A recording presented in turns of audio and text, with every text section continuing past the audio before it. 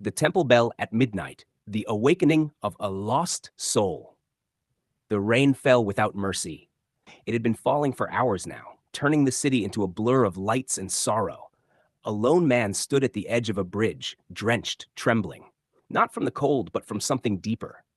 Inside him, a storm raged louder than the thunder overhead. His name was Min. Life had not been kind to Min. Once a man of ambition and warmth, his world had crumbled piece by piece.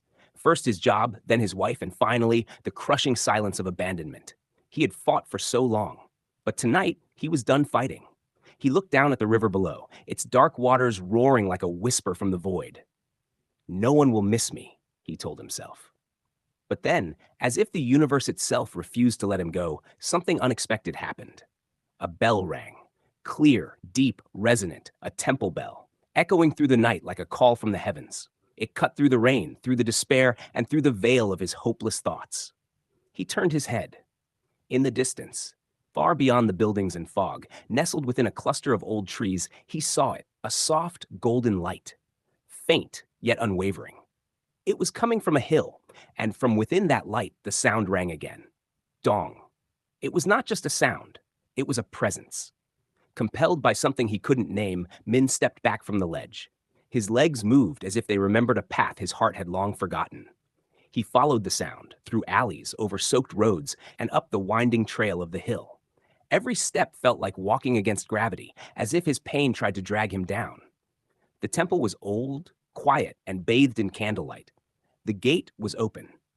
Inside, he saw an elderly monk, seated by the great bronze bell, palms together in prayer.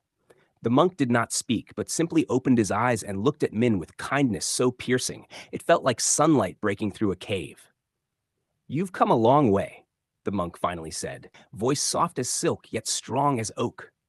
Min opened his mouth, but no words came out. He didn't know what he was doing here. He didn't even know why he had stopped walking toward death. Only the bell knew. The monk rose and gestured for him to come inside. Wordlessly, Min followed. They sat in silence as the storm passed outside. The temple, though simple, felt like another world, untouched by grief, untouched by time. "I don't belong here," Min muttered finally. The monk smiled gently. "You belong wherever your soul can breathe." Min shook his head. "I've lost everything." The monk looked at him for a long while, then pointed to the great bell.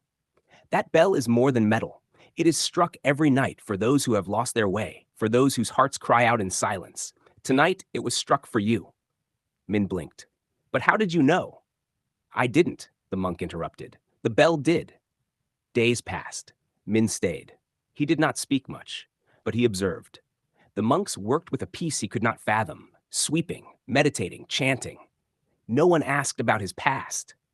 No one demanded anything. For the first time in years, he breathed without guilt. One morning, he woke before dawn and walked out to the edge of the hill. Below, the city yawned in silence. He looked at the same river where he almost ended it all. It no longer looked like a tomb. It looked like a mirror. A soft voice broke the silence. "You don't need to become someone new. You only need to return to who you really are." It was the monk. Min turned to him. "Who am I, then?" The monk pointed to Min's chest. "Ask the silence within you." That night, Min asked to strike the bell. The monk nodded. As Min's hands gripped the wooden beam and struck the bronze, the sound that emerged wasn't just a sound. It was a message, a forgiveness, a calling. He felt the vibrations ripple through his skin, into his bones, and deeper still, into the broken places he had long buried. And then he wept, not the weeping of grief, but of release, of surrender, of beginning. Over the weeks, Min cleaned the grounds, read ancient sutras, and slowly rebuilt a dialogue with himself. He wasn't trying to be holy. He was just trying to be whole. One evening, the monk sat beside him as lanterns floated across the temple's pond. "Do you wish to leave?" the monk asked. Min hesitated. "A part of me wants to go back, to try again, to live. But another part fears failing again." The monk chuckled softly. "Failure is a shadow. You are not the shadow. You are the light that casts it." Min closed his eyes. The bell rang again in the distance. Months passed. Min left the temple one quiet morning, carrying only a small bag and a silent promise to himself. He did not return to his old life, for that life no longer existed. Instead, he built a new one, simpler, humbler, rooted in presence. He worked at a small tea house, offered help at a local shelter, and each night he wrote letters he never sent to the man he used to be. But once a month, on the full moon, he returned to the temple and struck the bell. He never forgot that night, nor the sound that had pulled him back from the edge. Years later, Min stood by the bell once more, not as a guest, but as a guide. The monk had passed on, and Min had taken his place. He didn't wear the robe of a master, but the silence in his gaze carried the weight of many awakenings. One evening, as the wind stirred through the trees, he saw a woman at the temple gate, eyes swollen, soul trembling. She said nothing. She didn't need to. Min simply nodded and opened the door wider. "The bell has been struck," he whispered. "Come inside."